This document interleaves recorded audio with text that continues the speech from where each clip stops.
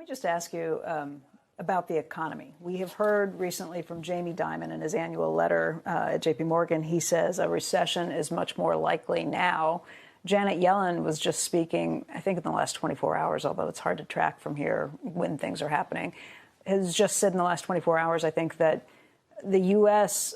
is in better shape now than it was 6 months ago. Which of those camps would you put yourself in? Well, I know what a lot of different businesses are doing, and I just got a report from one of them that happens to be in the retail-related business. And in any event, you know, it was minus 22% in February from a year ago. In they sales? didn't think that was going to happen. Sales? You mean in sales. Profit? Yeah. In sales, profits are down a lot more than that. On the other hand, some of our businesses are still doing fine, but they all are reporting that the new, you know, some of them are living off of orders were placed months earlier and that sort of thing. But it's a tougher world out there in a great many businesses, not in the insurance business.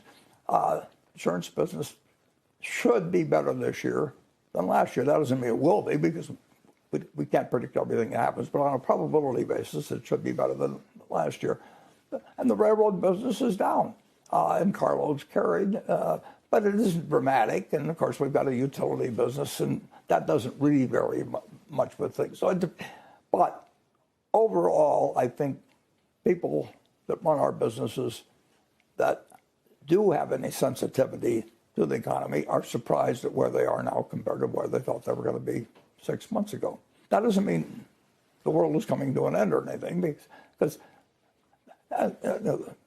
58 years I've been running Berkshire. I mean, we've run into all kinds of problems, but that's what business is about. And we run our business so that we don't depend on everything being big hunky-dory always. We run it so that we will be the last man standing, and that's the way.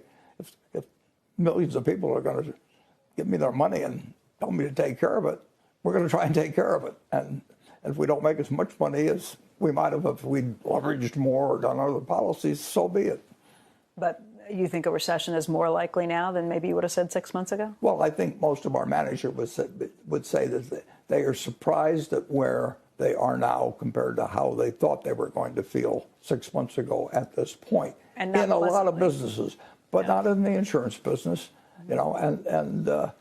But I think the people at the railroad are somewhat surprised that car loadings aren't a little higher rather than a little lower, you know, somewhat lower. But most of the stuff we carry is essential, but it reflects what's happening. And of course, supply lines were so disrupted and everything a year or two ago that, you know, no economic figures are pure, but I'm just telling you my impression. And I look at the numbers every day. I mean, I look at our Easter sales day by day at the candy store, and I can look at California versus Washington versus Oregon, and I get them the next day. I mean, so I love figures. You know, you can say that it doesn't really do me that good to be such a figure nut, but I just like them when I see them.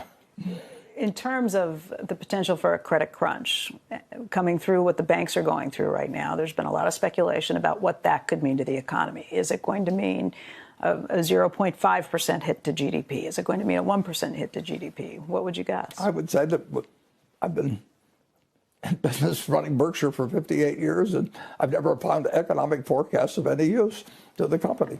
And all we have to do is keep running every business as well as we can, and we got to keep plenty of cash on hand so that people can keep making intelligent decisions rather than those forced upon them. And that's all we know how to do. And if I depended in my life on economic forecasts, you know, I don't think we could make any money. I don't know how to do it. And you know, people want to get them, so they get them, but it has no utility. When I find one of our companies has hired somebody to tell them what's going to happen in the economy, I mean, they've thrown the money away as far as I'm concerned. What do you think of the job the Fed is doing right now? I do not think I could run the Fed as well as Jay Powell's run. I think Jay Powell has been a terrific, and part of the job, well, look at Paul Volcker back in the 1980s. I mean, people were sending him, you know, I mean, he needed Secret Service protection and everything else. But in the end, he felt his responsibility was to do the right thing at the Fed, and he didn't give a damn about what anybody wrote about him or anything else. And I think that he's one of my heroes, and I think he's one of Jay Powell's heroes. And I think Jay Powell did the same thing actually in March of 2020 when we went into the pandemic. I think at the annual meeting that year, I said, that he was a hero and he is a hero. And you have to act, and you have to act on insufficient information, and you've got an ultimate responsibility to the American public. And it doesn't mean you can stop recessions. It doesn't mean that you can turn bad loans into good loans or anything else. But it does mean that you got to keep the system working. And the system came close to stopping. If you read a book called $1 Trillion Triage, you can get it on a day-by-day account. And people don't know how close it was. And Jay Powell did not call for studies or position papers and, lengthy debate and everything. You just don't do it. You act. And that's what Paul Volcker did. And I thank heavens, Jay Powell was there. I mean, you could have gotten a very different result in March of 2020 after the pandemic broke out. Did the Fed keep rates low for too long after that? Who knows? Who knows? We won't know. I don't know what they precisely should do. Nobody does.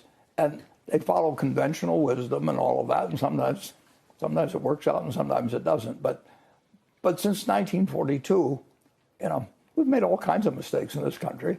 And we'll continue to make them. But somehow the system works pretty damn well. I'd rather own stocks than bonds over many years. I'd rather own part of America than try to squirrel my money away some other place. I thought, maybe in Switzerland, Credit Suisse or something like that. It's just, people are, they don't really get any wiser about this sort of thing. Somebody else fire, they're going to run for the door. I mean, it's built into, fear is so easy to arouse in people. And you talk about fear about their money, and they don't really understand the system necessarily or anything of the sort, and they can actually, by their own actions, then create what they were afraid of. It's a very interesting phenomenon, and it actually. Yeah, my dad hated Franklin D. Roosevelt, but so I grew up. First 10 years of my life, I couldn't get dinner unless I said something nasty about Roosevelt or something. But over the years, when Roosevelt said the only thing we have to fear is fear itself, he was 100% right. When he closed the banks and said, I'll open the good ones a week from then, he didn't know anything about which bank was good or bad or anything like that. But people just needed that, get an appropriate confidence. And now they've really got an appropriate confidence because we didn't have an FDIC, and we didn't have an FDIC that was required for every bank. A lot of banks fought the idea. And now we've got a system that works, but people are still scared when they get scared. And being scared is so contagious. You can't imagine what it was like that weekend after Silicon Valley. I mean, the guy that drives me around because I can't see that well, and all he was talking was banking, and he would, what should he do? And it's unnecessary fear is a terrible thing to give people. And Roosevelt and the New Deal really wanted to get rid of that. And here we are X years later, and we've got a mechanism that's so much better than we had going in, but people really don't quite understand it. And maybe it takes the President of the United States to just go on and deliver Roosevelt's message and make it more clear to people what we really do have and what they need to be worried about and what they don't need to be worried about. But of course, if you're trying to win an election next time, you tell people, that if you're out of office or you're out of control, you tell them how terrible the other guy is for getting them into this problem. And that's going to always live with us. So you look around and you're not worried at this point? Well, at 92, I've got other things to worry about. No, I'm not. I don't worry about our ability. there's things I worry about. Sure, I worry about the nuclear threat. I worry about a pandemic in the future and all kinds of things. But I don't worry about them because I can't do anything about them. But I actually, that's what I originally thought my money could be best used for. But I don't know any answers now after 40 or 50 years of thinking that way. But I'm not, I don't worry about, no, I never go to bed worried about Berkshire and how we'll handle things. If I'm worried about Berkshire, I should figure out something different to do about what Berkshire is doing. But Berkshire is my responsibility, and I think I was very, very, very lucky that Berkshire happened to be in America, and I happened to be an American. I was born in 1930, and I've been in a golden age ever since I was born. The GDP per capita is up like 6-fold or 7-fold in one person's lifetime. There's never been anything like that in the history of mankind. And so, we love to complain about wherever we are, but most people don't work on Saturdays and don't work on Sundays, and when I was a kid, everybody worked on Saturdays, and I mean, the world has changed so much for the better in terms of how well off people are compared to any other time in history. If I'd been born 150 years ago and I went to the dentist, I mean, they'd pour whiskey down me and all kinds of, there's just all kinds of improvements. But it's man's nature to be dissatisfied, and politics does stir that up. And you've got to say, if you're out of power, that the other guy is screwing up and you could do better, and that's just built into the system. But that was the case when I was a kid, and it's the case today. So let's talk about what's happening in the banking sector right now. Is this a banking crisis? Is this financials in turmoil? Is this banking crisis 2.0? What would you call what we've been seeing happen? Well, I would say that some of the dumb things that banks do periodically, have become uncovered during this period, and as one of banker told me one time, he says, I don't know why we keep looking for new ways to lose money when the old ones are working so well. And they made the same mistake, some banks, in this period by they haven't made as many mistakes. They expect to make some mistakes in making loans, but they haven't, and particularly if you're getting into credit card loans, I mean, that's just part of the game. But they haven't made the same sort of mistakes that they made back in 2008 or 9. But they have mismatched assets and liabilities, and bankers have been tempted to do that forever, and every now and then it bites them in a big way. And it's just amazing to me that banks could make presentations to financial analysts and everything, and if one bank bought a bond at 100 and another bought it at 96, and they both held a maturity. One bank carries it at 100 and another bank carries it at 96. I mean, it is accounting procedures have driven some bankers to do some things that may have helped their current earnings a little bit and caused the recurring temptation to get a little bit bigger spread and report a little more in earnings, and it's entered in a result you could predict. You couldn't predict when it would happen, and then once they start looking at one that does it, then they start looking at others, and pretty soon, that everybody is in a position of looking at a number that nobody looked at when it was presented to them a year ago, if you read the 10K or anything of the sort. But the banks did not call attention to what they were doing when it was going on, and I would read investor contact when they would have meetings with financial analysts or the people who follow banking, and nobody even brought up the point virtually. And believe me, if we've got a $50 billion loss or something in Berkshire, we would expect people to know about it. And it's happened before. It's happened this time. It'll happen again someday. Did you see this? You were reading through the reports. You followed all these banking earnings that were coming in. So you noticed it. You saw it? Sure, I noticed it. Is that why you sold so many of the banking stocks you owned? We sold a number of banks. I mean, we had held some of them for 25 years, but I don't like it when people get too focused on the earnings number and forget what my view is basic banking principles. I'm not going to get into naming any names or anything like that, but it happened to varying degrees throughout the industry. And the politicians say, well, the big banks did this, and that isn't true. I mean, I know who has been holding long-term instruments, and if they let's take commercial mortgages or something of the sort, they carry them at cost basically, and they can't sell them at that cost.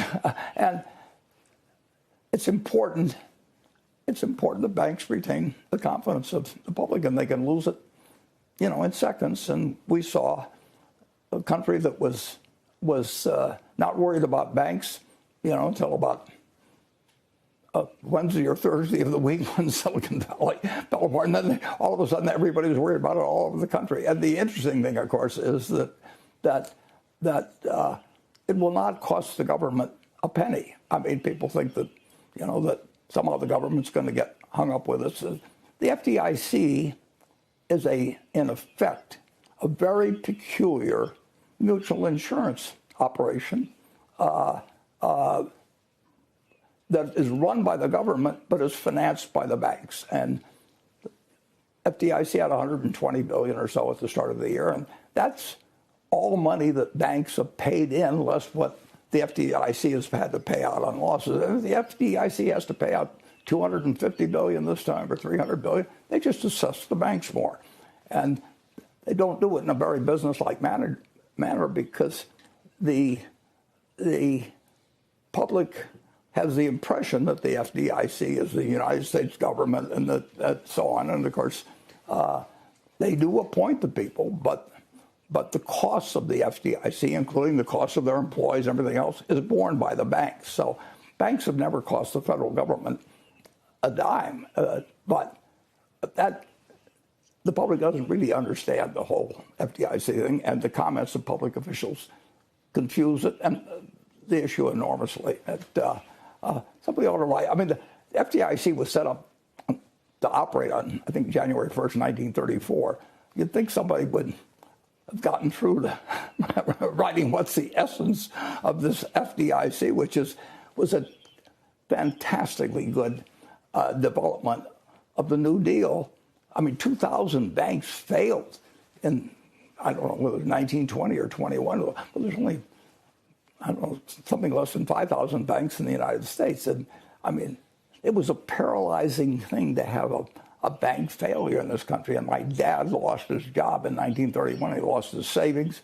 And it was because a bank failed that he worked at downtown in Omaha. And people shouldn't be worried about losing their money in the deposits they have in an American bank. And today they have no reason to worry. But the message has gotten very confused, and people don't really understand how it all works. And politicians can make hay out of it, and all kinds of things. Bad things happen when people don't understand some major institution and who actually bears the costs and what the responsibilities are. And nobody is going to lose money on a deposit in the U.S. bank. I don't know about the rest of the world. I don't know. I'm not that familiar with it, but it's not going to happen. And that message has gotten mixed up. Some of the banks that you've sold include USB, Wells Fargo, Goldman Sachs, JP Morgan, PNC. Should we think that they're banks that aren't well run because you've sold them? Or? No. But I do think, I did think that banking could get in a lot of trouble just because of the kind of things that they did, and that I didn't like the banking business as well as I did before. Why'd you keep Bank of America? But I would love to have owned a bank if Berkshire could have owned 100% of a bank, we'd love to own it. Well, we can't do it under the bank holding company. Would you like to be a bank holding company? Well, that means we can't do all the other things we do. So we got taken out of that in 1970. We had just bought a bank in 1969, and we had to get rid of it in 10 years. And there's, I don't argue against regulation of banks, believe me. But that particular option has been taken away from Berkshire, and I think it's probably a good idea to taking it away from corporate managements generally. Why'd you keep Bank of America? Pardon me? Why did you keep Bank of America?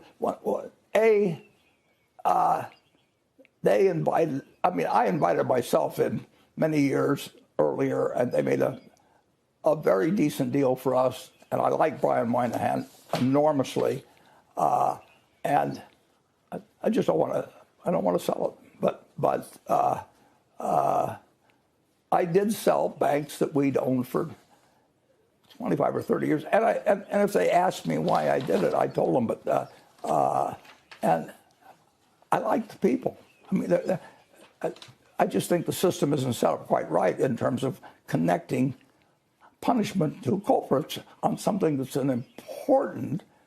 it's incredibly important that your banking system run well in the country. It just isn't going to work unless you have a banking system that works, and you don't want them to create periodic crises unnecessarily. Okay.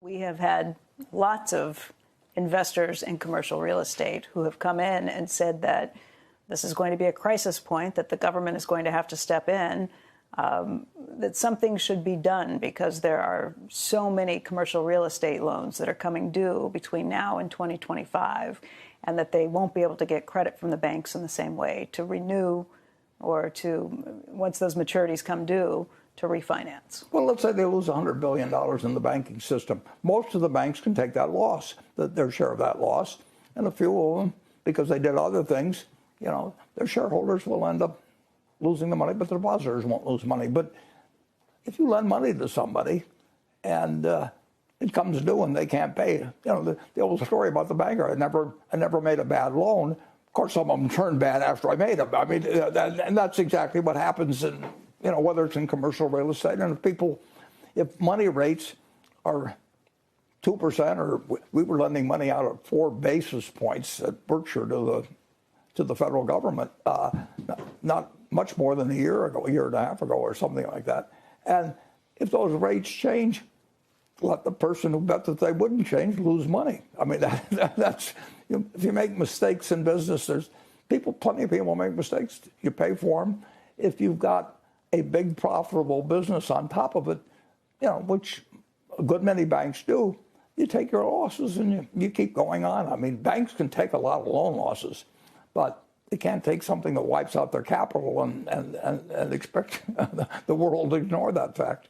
Meaning that you don't think anything needs to be done on the commercial real estate front? Well, I think that the people that lend too much money should take losses, and they're getting properties handed back to them now. Within the last month or 6 weeks. The banks are. Yeah, they got some office buildings in Los Angeles, and Blackstone walked away from something.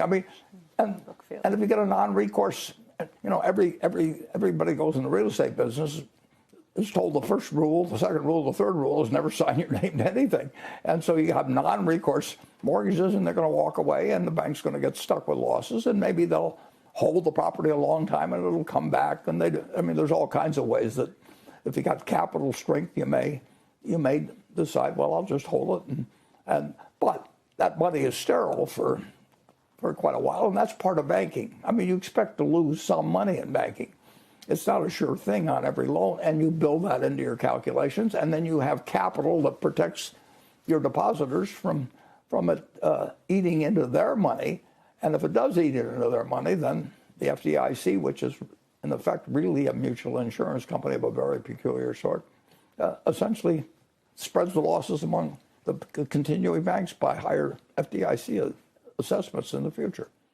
And here we have, if you're right about Bitcoin, something that's now lasted something along the lines of 15 years. And so I've been trying to understand if, in fact, you're right, and this is not just rat poison squared, but is not a thing.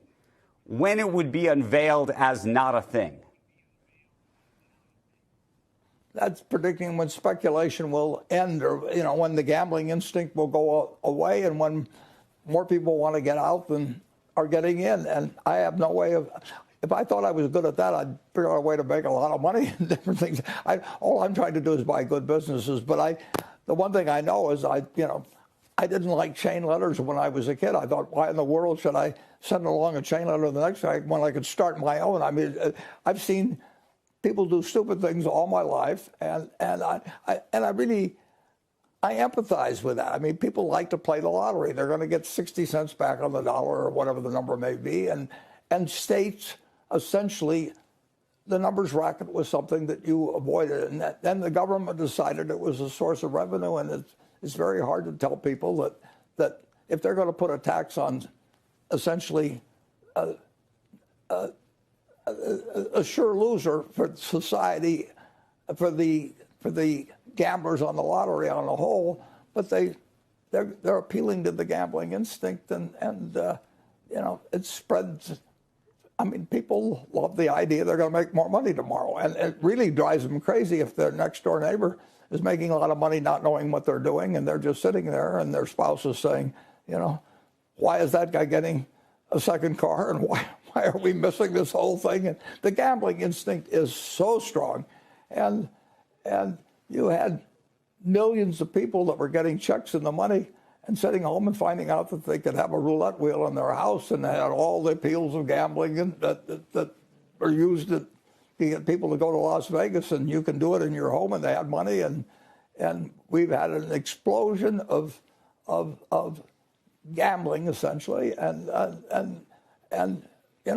I like to bet on a football game if I'm sitting and watching. It makes it more interesting, but I don't think I want to make a living trying to bet against the house ever. I want to, if I were to get into gambling, I would want to own the roulette wheel and not be a roulette player. But we haven't done that. But people all the time. Well, actually, on my honeymoon, in my first marriage, we're talking when I was 21, and we went through Las Vegas population of about 20,000, a bunch of fellows from Omaha and other places that bought the Flamingo after Bugsy Signal met his maker sooner than he expected. And they welcomed me in because they all knew my Uncle Fred.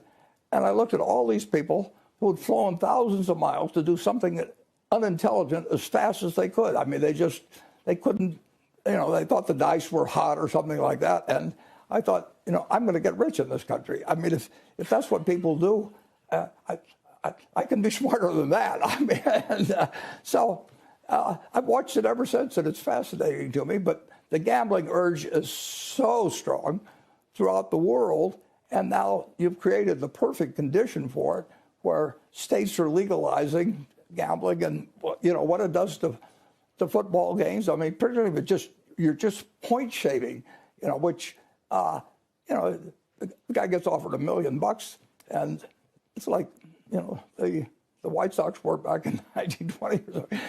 They did it for a few $100s, and you aren't even throwing the game. I mean, you're just making sure that the spread is met. You're not going to change the gambling instinct, but when the state has started sponsoring it, it's given a different there's a different climate than before.